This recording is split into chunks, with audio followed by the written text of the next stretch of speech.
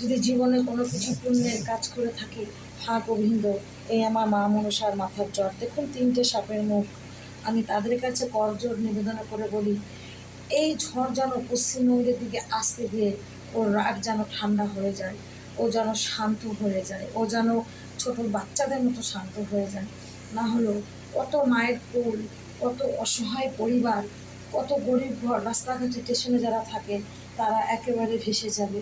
তাই গোবিন্দকে, আমার এই বাচ্চাটাকে, আমার নারুগোপালকে কোলে নিয়ে বলছি, যে যেখানে আছে সাবধানে থাকবেন, ছোট ছোট বাচ্চাদের দেখে রাখবেন। আর যারা রাস্তাঘাটে স্টেশনে আছে, এই মুহূর্তে সাহায্য তো করতে পারবো না, ঝড় থামলে বাইরে বেরিয়ে দেখা যাবে তাদের অবস্থাটা কি।